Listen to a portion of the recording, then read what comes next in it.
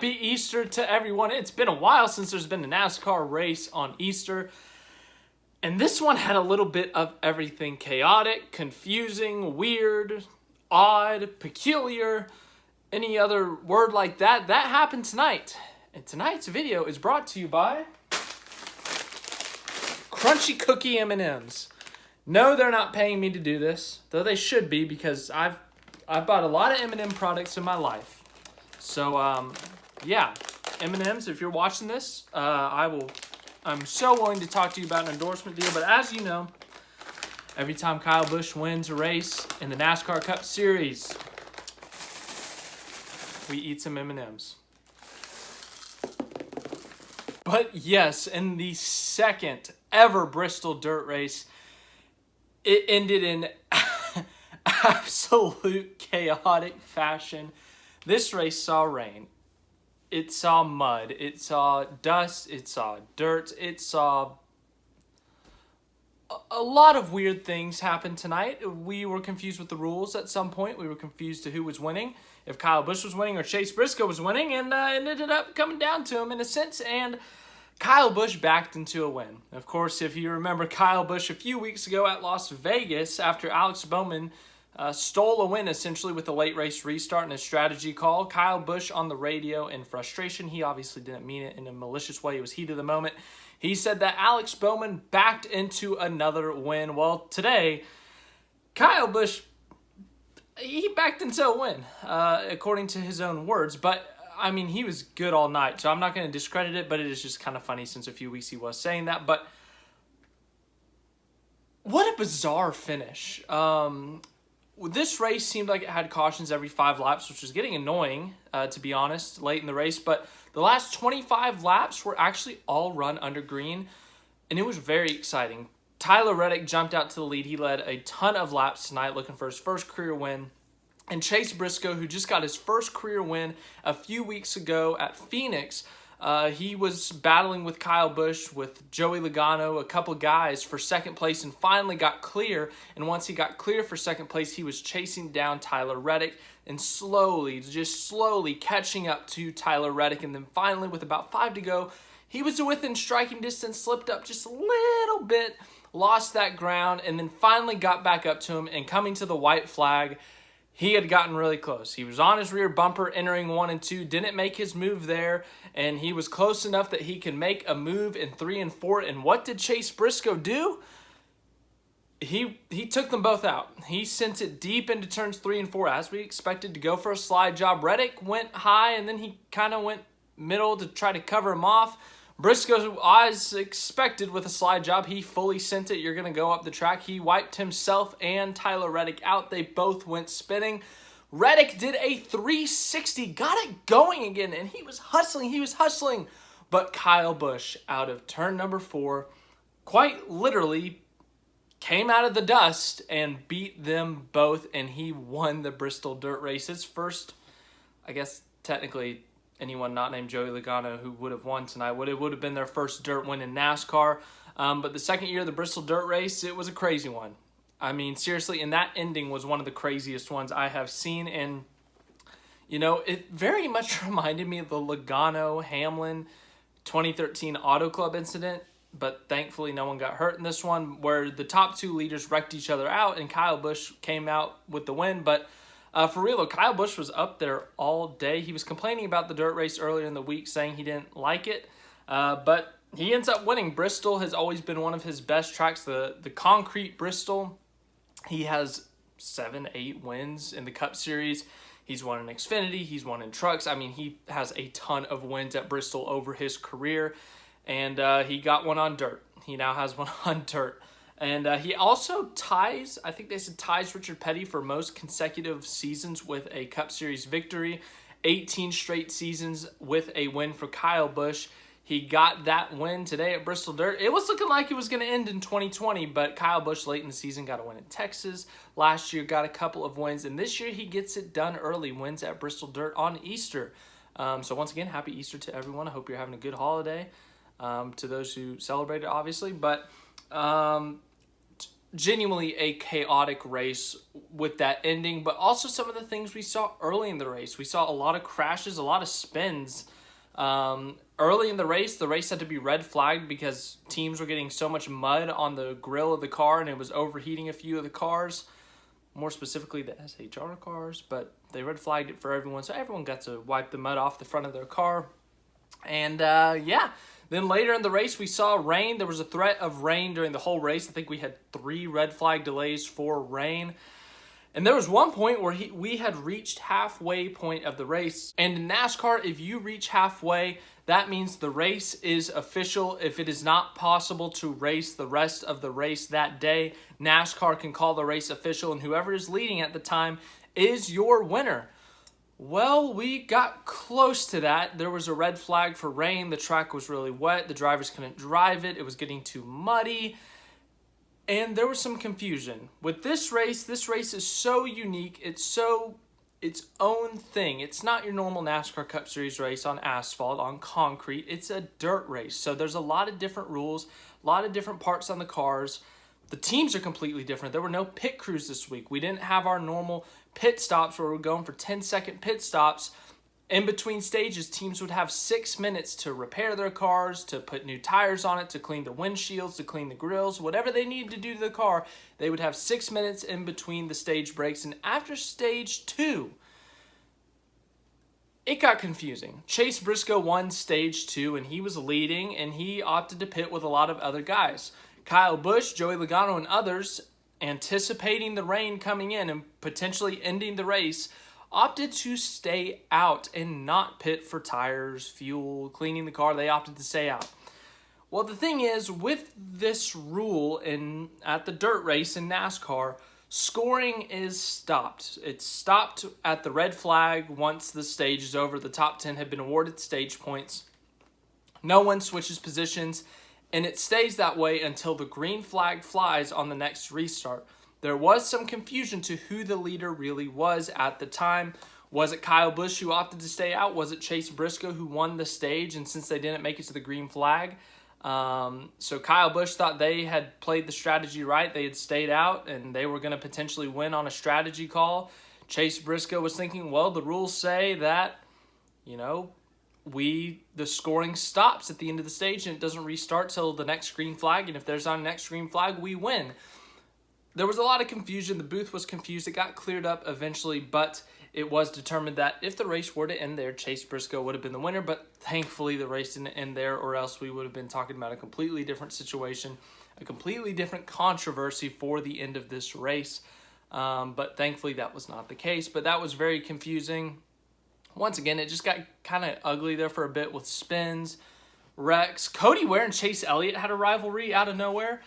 Cody Ware walled Chase Eliott, coming into 3 and 4, he just slammed him in the wall, and Eliott retaliated and just completely wiped him out. And under caution, Cody Ware tried to wreck Chase Eliott. Got really ugly there. And, there wasn't much else to it, but I thought that was a weird and wacky rivalry. Chase Eliott and Cody Ware. But, yeah, that was kind of random. Austin Dillon about took out half the field when his engine decided to stop working, and he just started going backwards because his engine was dead. Everyone was avoiding him, and eventually people started wrecking, but he about took out half the field, not by his own doing obviously, but just bad timing. But then that finish, absolutely crazy, absolutely fun. Let's talk about it. Let's talk about the results of this race. Kyle Busch gets his first win of 2022. We celebrated with some M&Ms. Okay? I'm not like a Kyle Busch fan or anything, but who doesn't like M&Ms? M&Ms, please pay me money to talk about you more. But yes, big win for him. Joe Gibbs Racing, their second win of the season, both coming at short tracks, even though this one's technically a dirt race. But Kyle Busch, a big win for him. Obviously, he's really good at Bristol. His first Bristol Dirt win, as we said earlier, but he put himself in position in case the leaders wrecked each other. He put himself in third. He was a top 5, top 10 car all night long. He was up there getting stage points up there at the front. And late in the race, he took advantage of the leaders crashing themselves, and he won this one. So good for him. Walks himself into the playoffs. Second place, Tyler Reddick. His time is coming, let me tell you.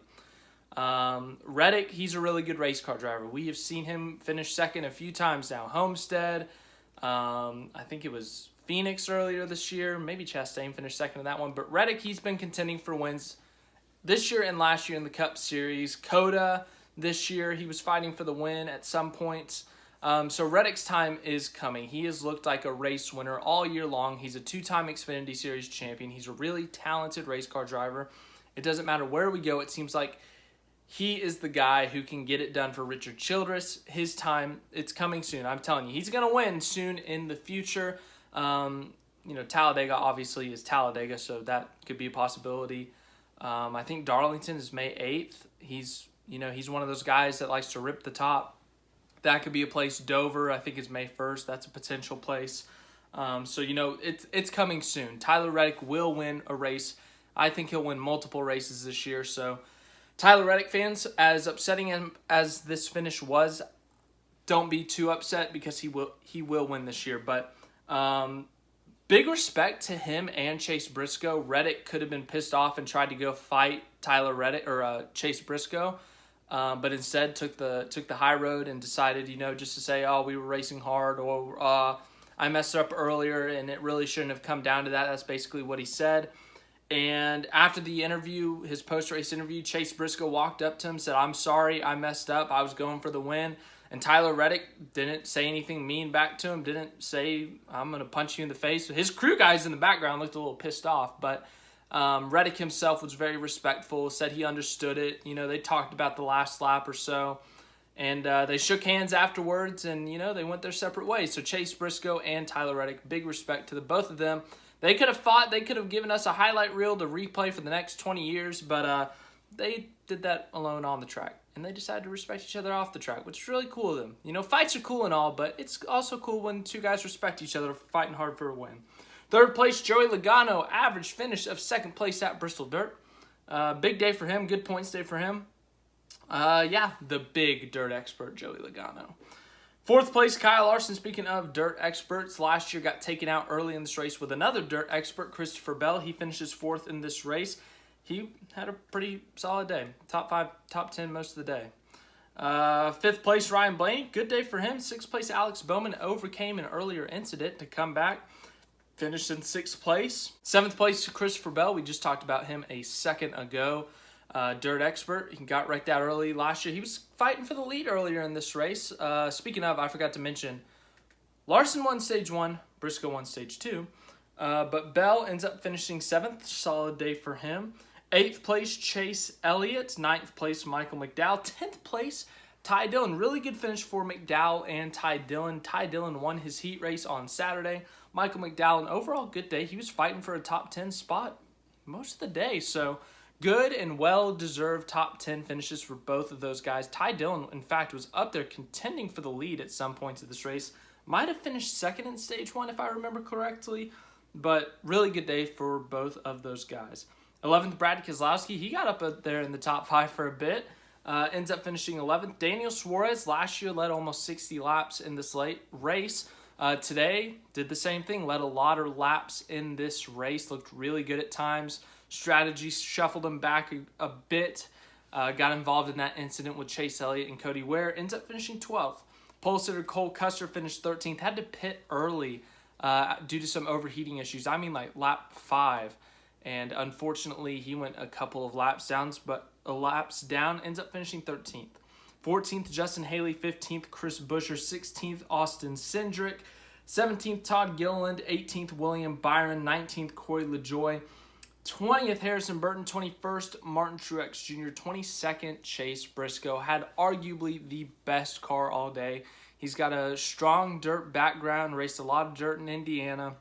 Got his first win a few weeks ago, but he was going for a win today. We will talk about it tomorrow. We'll have a Where Do I Stand video, but he was sending it. He was going for the win, took himself and Tyler Reddick out of contention for the win. Reddick almost got it done. He almost 360'd it and won it, but Kyle Busch stole it at the end.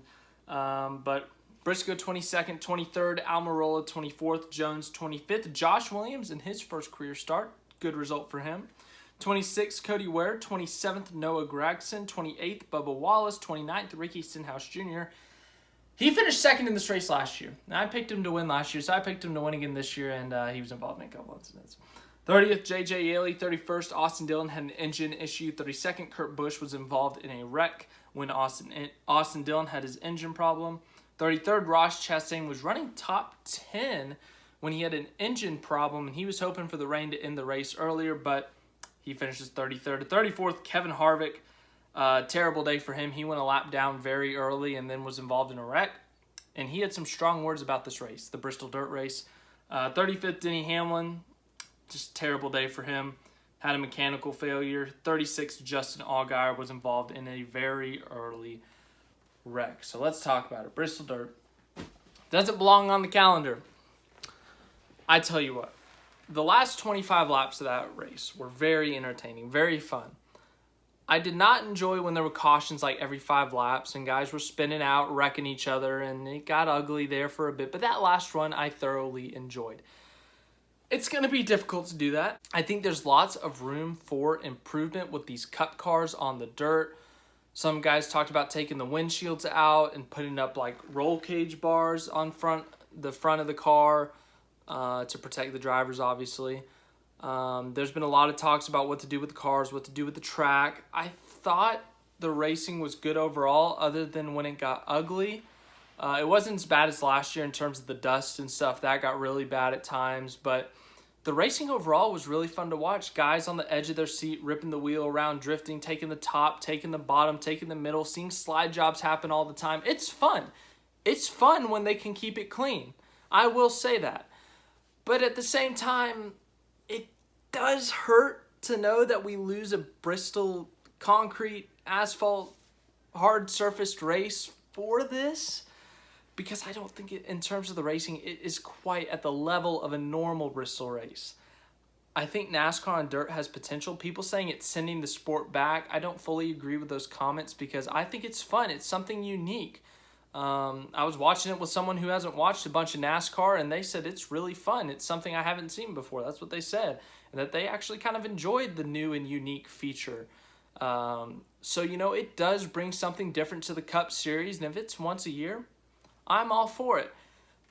But I think that other facilities should be explored, permanent dirt tracks and stuff. Sure, they don't have the seating capacity of Bristol, but I think it should be explored, maybe for an all-star race, maybe for a preseason race. If a regular season race, sure. But I think it's a really fun idea, and when it's good, when they can keep it clean, keep it straight, it's a really fun race. I really enjoyed that last run in this race. Reddick getting chased down by Briscoe, but also Briscoe fighting with Logano, Kyle Busch. The three-car battle for 4th at one point with Blaney, Larson, Logano. That was a really fun battle. So there were some really good, fun battles throughout the field tonight. Some slide jobs, as I said. I mean, you could run anywhere on the track, which is really fun. It's just, it does hurt knowing you're losing a Bristol date for it. So I have mixed emotions on it. I really do, but it was really fun at times tonight. I will say the ugliness of it and the confusion of some of the procedures. I think some of the procedures, the caution, the red flag procedures do need to be cleared up a bit. I think if you pit, you should lose your position. Simple as that. It's strategy. Obviously they were playing to the rule book, so, kudos to them, but there should be, if you pit, you lose your position immediately. That's just my opinion, but at times it was really fun tonight. At times it was a little frustrating, but the rain, they did get through it. I applaud NASCAR for going the full length of the race. They could have given up on this race easily after the second rainstorm or the third rainstorm and said, we don't want this to finish at late at night. And they decided, you know what, we're going to go the full distance. We're going to try our hardest, and they did, and we got an epic finish. So applaud to NASCAR for finishing this race when they didn't have to. It was really fun to finish, but I do have mixed feelings on, the pros are, when it's clean, you get really, really good racing, really fun racing, multi-grooved action, slide drops, guys sliding, drifting around the track. The cons, you lose a Bristol race, which always sucks, the Bristol concrete race. And also, sometimes it does get ugly with all the spins and the crashes, and the procedures need a little bit of tidying up. But honestly, I really enjoyed tonight's race. Sure, it went a little bit long, but that's because of Mother Nature. I can't control when it's going to rain or not. If I could, then, I'd only make it rain on road courses to make road courses more exciting. But that's not how it works. So I'd say this race was an 8 out of 10, I really did enjoy it for the most part, but there were parts that I was like, okay, it's a little excessive. But let me know your thoughts on the comments. As I said earlier in this video, tomorrow we'll have the Where Do I Stand on the Chase Briscoe versus Tyler Reddick incident late in the race. But hope you guys all enjoyed this video. If you did, leave a like, subscribe to the channel, share it with other NASCAR fans, and next week I'll be at Talladega. Really looking forward to that. I'll bring you as much as I can. I'll talk a little bit about that more later in the week. But I'm looking forward to going back to a racetrack. It'll be my second race of 2022. But yeah, really looking forward to it. Have a great rest of your night, morning, wherever you are.